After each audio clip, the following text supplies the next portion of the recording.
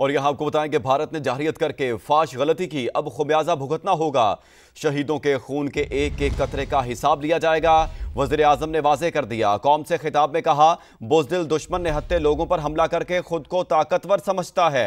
गैर जानिबदाराना तहकीकात के बजाय जाहिरियत का रास्ता चुना। उसके बाद शाहीनों ने ऐसा तूफान बर्पा किया कि दुश्मन चीख उठा। जो तैयारे गुरूर थे वो अब इबरत का निशान बन चुके। वज़ीर आज़म ने बेमिसाल बहादुरी का मुजाहरा करने पर अस्करी क़यादत को सलाम पेश किया। भारत ने जाहिरियत करके फाश गलती की, अब खुमियाजा भुगतना होगा। जाहिरियत करके जो फाश गलती की उसका खमियाजा जरूर भुगतना होगा। पूरी दुनिया ने देख लिया, कई गुना बड़े दुश्मन को घुटने टेकने में सिर्फ चंद घंटे लगे। भारत के 5 जंगी तैयारे जो उनका गरूर थे, अब सिर्फ राख, मलबा और निशाने इबरत बन चुके हैं। ये अहद करते हैं कि इन शहीदों के खून के एक एक कतरे का जरूर हिसाब लिया जाएगा। पहलगाम वाक़े की आड़ में पाकिस्तान पर भारतीय हमला बेबुनियाद और बिला जवाज है। पाकिस्तान ने इस वाक़े की गैर जानिबदाराना तहकीकात की पेशकश की थी, लेकिन भारत ने जाहिरियत का रास्ता अख्तियार किया। मकबूजा जम्मू और कश्मीर मुसलमान तनाज़ा था, है और उस वक़्त तक रहेगा जब तक कश्मीरी भाइयों और बहनों को हक के राय दही नहीं मिल जाता। ये भारत की खाम ख्याली है कि उसकी मौजूदा मुहिम जोई दहशत गर्दी के खात्मे की जंग से हमारी तवज्जो हटा सकेगी। हम इंशाअल्लाह इस जंग को मंतकी इंजाम तक पहुँचाकर दम लेंगे। इसी सूरत हाल पर हमारे साथ बात करने के लिए मौजूद हैं ब्रिगेडियर रिटायर्ड राशिद वली साहब। राशिद साहब, बहुत शुक्रिया वक्त देने का। राशिद साहब, भारत को मुसलसल रुसवाई का सामना करना पड़ रहा है। भारत अपनी खिफत मिटाने के लिए अब किस किस्म की कार्रवाई कर सकता है? देखिए, अब तो उसने कार्रवाई कर दी है और वो उस कार्रवाई का भी शाखसाना ये है कि पाकिस्तान का जो रिस्पॉन्स है वो उससे वो खौफजदा है, क्योंकि जो मिसाइल फायर उसने किया है ये एक डेटरेंस को उसने अनस्टेबल कर दिया है। तो अब डेटरेंस की रिस्टोरेशन के लिए अगर हमने रिस्टोर किया और मिसाइल हमारी तरफ से गए और उनको बड़ी एक तो खिफत का सामना करना पड़ेगा, जो उसने ये बयानिया बनाया हुआ है अपनी पब्लिक की सेंटिमेंट की अपीजमेंट के लिए, वो भी कामयाब नहीं होगा। और अब ये बड़ी टेंस सिचुएशन है क्योंकि भारत ने ये चीज़ शुरू की है और पाकिस्तान इस चीज़ को अब ख़त्म करेगा, क्योंकि हमारे जो शहीदों का खून है, जो बच्चे और जो खवातीन और मर्द जिनकी सिविलियंस की डेथ हुई है, उन्होंने सिविलियंस को टारगेट किया जबकि हमने मिलिट्री टारगेट्स को और उनके जहाज गिराए। ये फ़र्क है हमारे और उनके रिस्पॉन्स में। अच्छा राशिद साहब, भारत के अंदर से मोदी सरकार के खिलाफ आवाजें उठ रही हैं। भारतीय हुकूमत इस लड़ाई को कहां तक संभाल पाएगी? हाँ, वो मुश्किल है। इसमें कोई प्रेडिक्टेबिलिटी नहीं होती, बिकॉज ये रंग बाय रंग एस्केलेशन वाला मामला नहीं होता। कोई इसमें इर्रेशनल एक्ट जो है वो जंग को स्पाइरल करके किसी भी लेवल तक ले जा सकता है। जो दो न्यूक्लियर पावर्स होती है उनके दरमियान इस किस्म की जंग बड़ी खौफनाक होती है, अनइमेजिनेबल। और भारत को इस चीज का इदराक होना चाहिए, क्योंकि उनकी जो क़यादत है वो तो जंगी जुनून में मुब्तला है, शॉर्ट टर्म गेन्स के लिए है और उसमें छोटे छोटे जो सियासी मफादात हासिल करने के लिए वो बड़ा जो एक नुकसान है वो पूरे अपने सब कॉन्टिनेंट का और पूरे खित्ते की जो सिक्योरिटी है उसको उन्होंने खतरे में डाल दिया है। अच्छा राशिद साहब, क्या कहेंगे आप, जिस तरह भारत ने पाकिस्तान के मुख्तलिफ शहरों में कार्रवाई की है और उसके बाद उन्होंने सिविल आबादी को भी निशाना बनाया है, तो भारत ने इंटरनेशनली तौर पर जिनीवा कन्वेंशन की खिलाफ वर्जी तो की है, तो और कितने कानून की उन्होंने खिलाफ वर्जी की है, बताइएगा। देखिए, उसने सबसे पहले तो नेशनल लॉ की खिलाफ वर्जी की है कि जो सिविलियंस के खिलाफ कोई भी आप हमला नहीं कर सकते। वो जेनेवा कन्वेंशन की भी खिलाफ वर्जी है, लॉज ऑफ वॉर जिसको कहते हैं, इंटरनेशनल ह्यूमैनिटेरियन लॉ, उसकी क्लियर वायलेशन। और इंटरनेशनल नॉर्म्स के मुताबिक अगर आपने किसी मुल्क के खिलाफ लेजिट टारगेट है तो वो मिलिट्री टारगेट्स होते हैं, ना कि सिविलियन। तो ये तो सबसे बड़ा उनका एक वार क्राइम के जुमरे में ये चीज़ आती है। और अगर आलमी अदालत में तो मुझे यकीन है कि हम लेके जाएंगे और ये सारा तज़िया जो है वो अभी ICJ और दीगर जो इस किस्म के इदारे हैं उनके सामने जाना चाहिए। अच्छा राशिद साहब, क्या समझते हैं आप, जिस तरह भारत की जानिब से राफेल तैयारों का बदला लेने के लिए भारत ने अब LOC पर भी बिला इश्तियाल फायरिंग शुरू कर दी है और सिविल आबादी को निशाना बनाया जा रहा है? जी बिल्कुल, LOC पे तो जब उन्होंने निशाना बनाया तो उसका जवाब उनको बड़ा मौसर मिला। उनकी बहुत सी पोस्टें तबाह हुई और वो बहुत सी पोस्ट जो है ना अबंडन करके चले गए। एक ब्रिगेड हेडक्वार्टर उनका तबाह हुआ। तो LOC पे तो उनकी अपनी वल्नरेबिलिटीज भी हैं, बहुत कमजोरी हैं। वो कुछ ऐसे हरकत करेंगे तो उसका जवाब इतना उसको मजबूत मिलेगा कि उनको अपनी बहुत सी पोस्टों से हाथ धोने पड़ेंगे। फर्क यह है कि वो सिविल आबादी को निशाना बनाने में कोई आर नहीं समझते और पाकिस्तान आर्मी जो है वो बड़ा केयरफुल होती है कि सिविल आबादी में, क्योंकि वहाँ भी लाइन ऑफ कंट्रोल के दोनों तरफ जो है वो मुसलमान हैं। तो हम नहीं चाहते कि किसी किस्म का कोई कोलैटरल डैमेज हो, कोई सिविलियन को नुकसान पहुंचे। राशिद साहब, भारत की जानिब से काफ़ी अरसे से खित्ते काम तबाह करने की कोशिश की जा रही है, लेकिन पाकिस्तान ने हमेशा सब्र का दामन नहीं छोड़ा। तो पाकिस्तान को इंटरनेशनली कितना फ़ायदा होगा इस चीज़ का? पाकिस्तान का केस कितना मजबूत होगा? अभी तक तो पाकिस्तान को इखलाकी बर्तरी हासिल है, क्योंकि एक जारिया के तौर पे भारत उभरा है। पाकिस्तान ने इंटरनेशनल लॉ के अंदर रहे हैं, अपना सेल्फ डिफेंस का ऑप्शन इस्तेमाल किए और कोई ऐसा काम नहीं किया जिससे कोई एविडेंस हो कि पाकिस्तान ने इंटरनेशनल लॉ की भी वायलेशन की हो और इंटरस्टेट नॉर्म्स की भी। अच्छा राशिद साहब, अगर ये जंग का जो मामला है आखिरकार मुज़ाकरात ही होंगे एंड पर जाकर, तो आप क्या समझते हैं कि पाकिस्तान जब सिफारती महाज पर जाएगा तो पाकिस्तान भारी पलड़े के साथ जाएगा? जी बिल्कुल, अभी तक तो ये भारी पलड़े के साथ ही जाएगा, क्योंकि कोई श्रेड ऑफ एविडेंस नहीं है भारत के पास पहलगाम वाक़े का, जिसकी आड़ में उन्होंने पाकिस्तान पे अटैक किया है और उसके बाद पाकिस्तान ने सेल्फ डिफेंस में अपना रोल अदा किया है और उस पर हथियारे उनके तबाह किए हैं। और बशर्ते कि भारत जाए, और मुझे नहीं लग रहा है जैसे उनका मीडिया, जैसे उनकी क़यादत जंगी जुनून में है, ताकत के जोम में है, तो वो तो नशे में ऐसे चूर हैं जैसे कि वो दुनिया की सबसे बड़ी कुव्वत बन गए हो। तो इन हालात में और इस रवैये के साथ तो वो कोई टेबल पे आने वाला नहीं है। हाँ, अलबत्ता जब उसको कोई ऐसा जवाब मिलेगा, दांत खट्टे होंगे, आलमी दबाव आएगा, इंटरनली भी शायद उन पर दबाव आए उसके बाद, तो फिर अगर वो खुद उसकी क़यादत में कोई जौहरी तब्दीली आती है उनकी सोच में, टेबल पे बैठना चाहते हैं, तो ये वो अमल होगा जिससे खित्ते में अमन की तरफ दोनों ममालिक जा सकेंगे।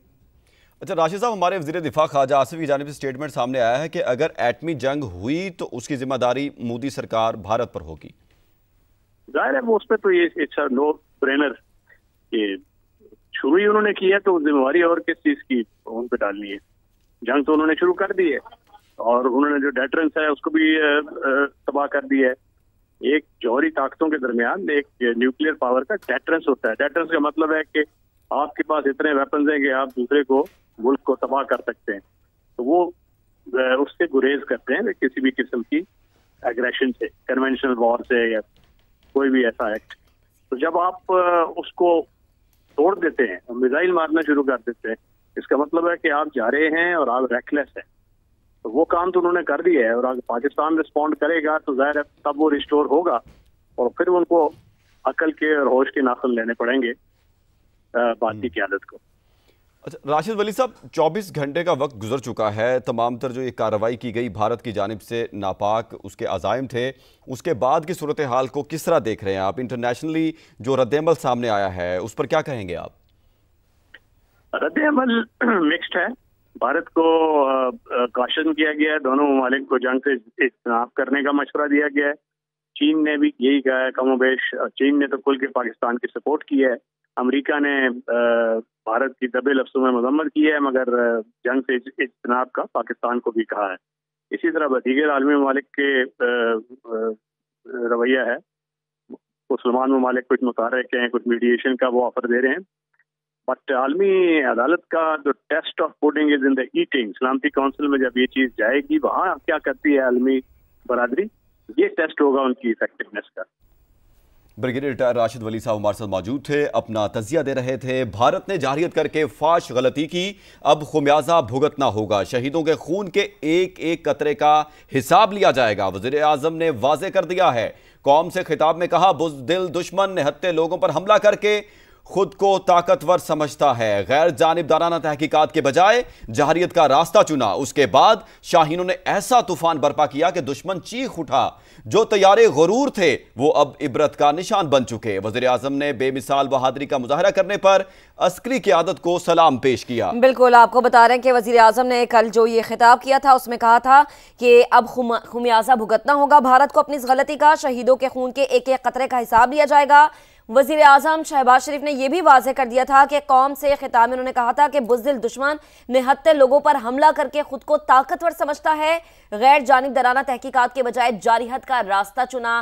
गैर जानिबदाराना तहकीकात, याद रहे कि जब पहलगाम वाक़या हुआ था तो पाकिस्तान ने हर फोरम पर यह कहा था कि आप आएँ और तहकीकात करें। Air marshal retired Masood Akhtar sahab हमें ज्वाइन कर चुके हैं। बेहद शुक्रिया वक्त देने के लिए। सर, कहिएगा, वज़ीर आज़म शहबाज शरीफ ने कल अपने ये खिताब में, कौम से खिताब में कहा कि अब खुमियाजा भुगतना होगा।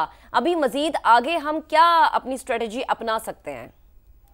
आई थिंक रिजॉल्व तो उन्होंने दिखा दी है और उसके साथ DGISPR ने भी जो कुछ कहा, रिजॉल्व तो शो कर दिया on paper, on the media. अब करना क्या है? हमारी इंटरेस्ट सारी ये है जनाब कि एक लिमिटेड छोटी सी स्कर्मिश हम कश्मीर एरिया तक कर दें। ऑल अलोंग द बॉर्डर हम वॉर अफोर्ड नहीं कर सकते। So how much and when and with what weapon systems हम ये करेंगे? क्या एयरफोर्स भी जाएगी? क्या आर्मी भी जाएगी?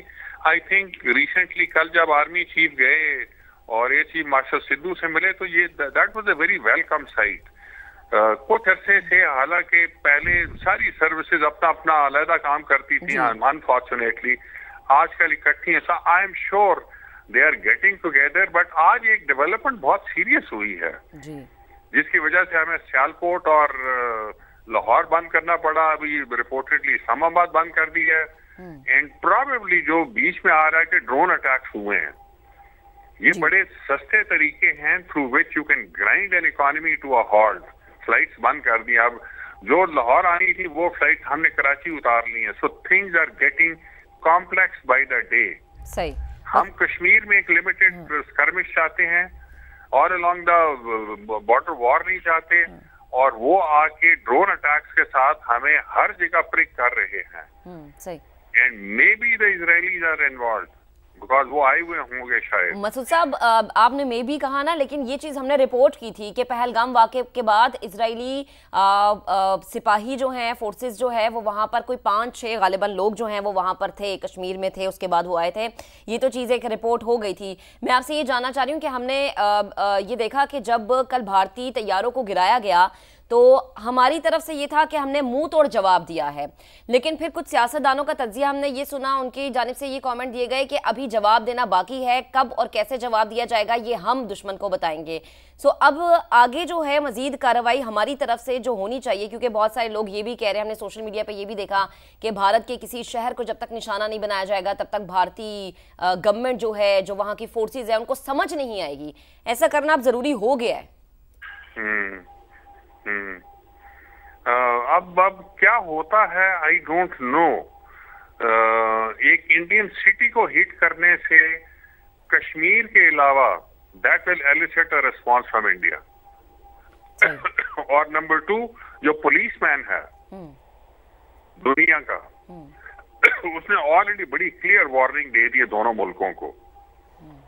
So it is getting very very, बहुत पेचीदा हो रहा बाय द डे कि क्या करना है। बात कर देना आसान है, इंप्लीमेंट करना मुश्किल है। But I am sure air chief, army chief, naval chief, prime minister, president, वो ये सब डिस्कस कर रहे होंगे। So the air force is fully prepared specially for a war in Kashmir. और आई थिंक कश्मीर में के अलावा और कोई जगह मार नहीं सकते हम। बाहर मारेंगे तो और भी बहुत सारी चीजें हो जाएंगी। So we'll have to wait and see. मैं इस वक्त हालात को बहुत पेचीदा होते देख रहा हूँ। सही है, ठीक है, यानी आप ही कह रहे हैं कि सिचुएशन बहुत कॉम्प्लिकेटेड हो गई है। बेहद शुक्रिया। Air marshal retired Masood Akhtar sahab हमारे साथ मौजूद थे, इंतहाई अहम मौजू पर गुफ्तगू कर रहे थे। तो आपको बता रहे हैं कि भारत ने जारहियत करके फाश गलती की है, अब खुमियाजा भुगतना होगा, शहीदों के खून के कतरे का हिसाब लिया जाएगा। वजीर आजम शहबाज शरीफ ने यह वाजे किया है जब कल उन्होंने कौम से खिताब किया था। कहा कि बुज़दिल दुश्मन निहत्ते लोगों पर हमला करके खुद को ताकतवर समझता है, गैर जानिबदाराना तहकीकात के बजाय जारहियत का रास्ता चुना है। बारहा पाकिस्तान की तरफ से यह पेशकश की गई थी कि पहलगाम वाकया, जिसको पाकिस्तान से जोड़ने की एक भोंडी कोशिश की गई, उस पर तहकीकात की जाए, उस पर UN सिक्योरिटी से राबता किया जाए और कहा जाए कि आके तमाम तर मामले को देख के एक रिपोर्ट बनाई जाए और फिर वो रिपोर्ट दुनिया के सामने रखी जाए ताकि पता चल सके कि भारत गलती पर है या फिर नहीं। लेकिन भारत इस ऑफर को कबूल नहीं किया क्योंकि जाहिर है कि ये भारत का खुद रचाया हुआ ड्रामा था। वजीर आजम शहबाज शरीफ ने कहा कि शाहीनों ने ऐसा तूफान बर्पा किया कि दुश्मन चीख उठा है। जो तैयारे भारत का गरूर थे अब खाक हो गए हैं, अब इबरत का निशान बन चुके हैं। वजीर आजम ने बेमिसाल बहादुरी का मुजाहरा करने पर अस्करी क़यादत को सलाम भी पेश किया। भारत ने जारहियत करके फाश गलती की है, अब खुमियाजा भुगतना होगा, शहीदों के खून के एक एक कतरे का हिसाब लिया जाएगा। वज़ीर आज़म ने वाज़े कर दिया और कौम से खिताब में कहा है, बुज़दिल दुश्मन निहत्ते लोगों पर हमला करके खुद को ताकतवर समझता है, गैर जानिबदाराना तहकीकात के बजाय जारहियत का रास्ता चुना। उसके बाद शाहीनों ने ऐसा तूफान बर्पा किया कि दुश्मन चीख उठा। जो तैयारे गरूर थे वो अब इबरत का निशान बन चुके हैं और भारत ने फाश गलती की है, ऐसा कहना है वज़ीर आज़म शहबाज शरीफ का। जबकि वज़ीर दिफा ख्वाजा आसिफ की जानिब से भी कहा गया है, पाकिस्तान जंग के लिए मुकम्मल तैयार है। भारत ने तनाज़ा बढ़ाया तो एटमी जंग भी छिड़ सकती है। भारत ने रात की तारीकी में आम शहरियों को निशाना बनाया है। इस पर वज़ीर ख़ारजा इसहाक डार की जानिब से भी बयान सामने आया। उन्होंने कहा, पाकिस्तान के खिलाफ जो कुछ भारत ने किया वो नाकाबिले मुआफ़ी है। पाकिस्तान भारत को मुनासिब जवाब देने का हक रखता है। और आपको यहां यह भी बताते चलें, वज़ीर आज़म शहबाज शरीफ की जानिब से यह भी कहा गया है कि आलमी दुनिया भारत को बिला इश्तियाल ये कार्रवाई करने पर उसका जिम्मेदार ठहराए और उससे जवाब दे ठहराए। जबकि आलमी ताकतों की जानिब से दोनों तरफ से यह कहा गया है कि दोनों तरफ तहम्मुल का मुजाहरा किया जाए। अभी तक यह कहा जा रहा है पाकिस्तानी क़यादत की जानिब से कि आलमी दुनिया भारत को यह हरकत करने पर जवाब दे ठहराए। जबकि वज़ीर ख़ारजा इसहाक डार की जानिब से पाकिस्तान के खिलाफ जो कुछ भारत ने किया वो नाकाबिले मुआफ़ी है, पाकिस्तान भारत को मुनासिब जवाब देने का हक रखता है। जबकि वज़ीर दिफा ख्वाजा आसिफ ने यह कहा है, भारत ने तनाज़ा बढ़ाया तो एटमी जंग भी छिड़ सकती है और उसकी जिम्मेदारी मोदी सरकार पर होगी। भारत ने रात की तारीकी में आम शहरियों को निशाना बनाया है। भारत की जानिब से 6 मई और 7 मई की दरमियानी शब बहावलपुर, मुरीद के और आपको बताएं कि सियालकोट के इलाकों में कार्रवाई की गई। मकबूजा कश्मीर मुतनाज़ा इलाका है। जब तक आपको बता रहे हैं कि मकबूजा कश्मीर मुतनाज़ा इलाका है। और आपको ये भी बताते चलें कि वज़ीर आज़म की जानिब से इस इक़दाम को सरीहन ये कहा गया है कि भारत ने वज़ीर आज़म शहबाज शरीफ की, जिन्होंने ये दो टोक पैगाम दिया है कि भारत ने गुज़िश्ता रात जो फाश गलती की है उसका खमियाजा उसको भुगतना पड़ेगा, शहीदों के खून के एक एक कतरे का हिसाब जरूर लिया जाएगा। तो भारत ये सोच ले, ये समझ ले कि अभी तो सिर्फ उसके तैयारों को गिराया है, उसकी चौकियों को, पोस्टों को तबाह किया है, अभी हिसाब बाकी है जिसको चुकता करना है। वज़ीर आज़म ने जब गुज़िश्ता रोज कौम से खिताब किया था तो कहा कि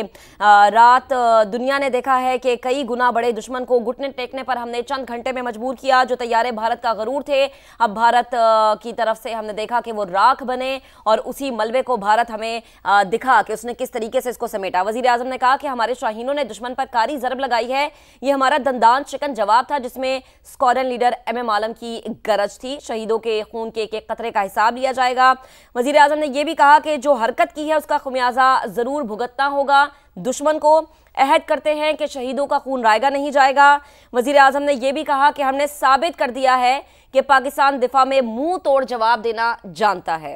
इस पर हमारे साथ लाइन पर मौजूद हैं जनरल रिटायर्ड मोइनुद्दीन हैदर। मोइन साहब, बहुत शुक्रिया वक्त देने का। मोइन साहब, किस तरह देख रहे हैं आप, भारत की जानिब से बिला इश्तियाल ये हरकतें की जा रही हैं और बाज नहीं आ रहा भारत?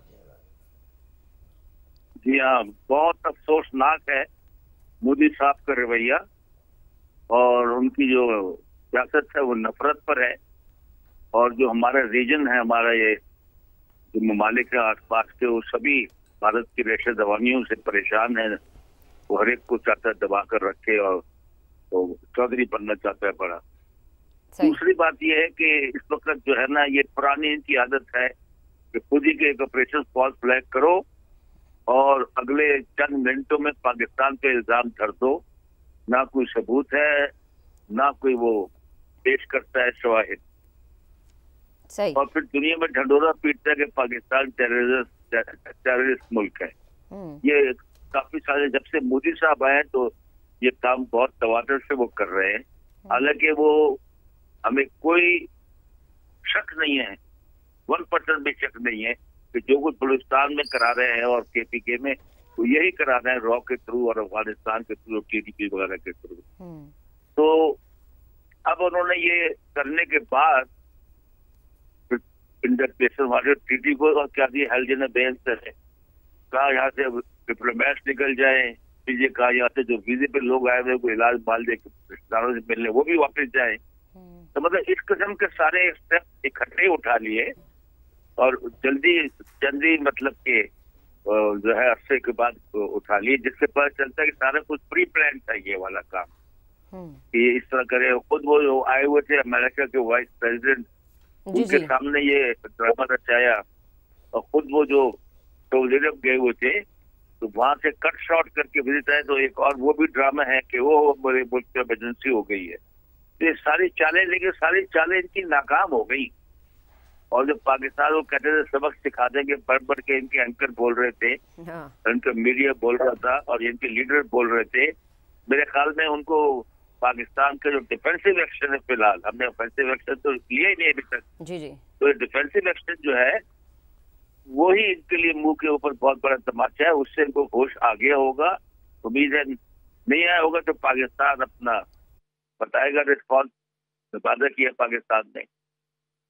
मोइन साहब, आपने कहा ना कि ये जो भारत ने पूरा एक ड्रामा रचाया और पूरी इसकी एक प्लानिंग थी, किस तरीके से उनको पता था कि जब अमेरिका के वाइस प्रेसिडेंट आएंगे JD Vance साहब, आपने क्या करना है और क्या नहीं करना, और फिर अब मुंह की भी वो खा रहा है। लेकिन जो ये अब भारत के अंदर से अपनी ही आवाज़ें उठ रही हैं, भारतीय नेता जो है वो खुद ही लोकसभा में जब जाते हैं बहुत बुलंद आवाज़ में मोदी सरकार को पुकारते और कहते कि जो तुमने किया इसकी तुम्हें मुंह की खानी पड़ी है, अब आगे तुम और मजीद कितना भारतीयों का खून बहाओगे। ये उनके अपने लोग कह रहे हैं, उनके अपने MLAs कहते हैं, सहाफ़ी कहते हैं, वुकला कहते हैं, शहरी कहते हैं।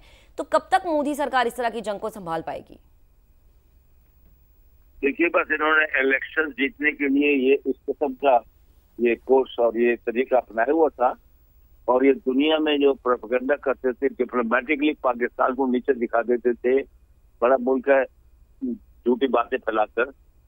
इस दफा दुनिया में इनकी पजीराई नहीं हुई, नंबर 1। नंबर 2, इस दफा जो सबसे मजबूत आवाजें उठ रही है वो इंडिया के अंदर से उठ रही है कि ये फॉल्स फ्लैग ऑपरेशन है और ये इस तरह पाकिस्तान कर नहीं सकता 250 किलोमीटर अंदर।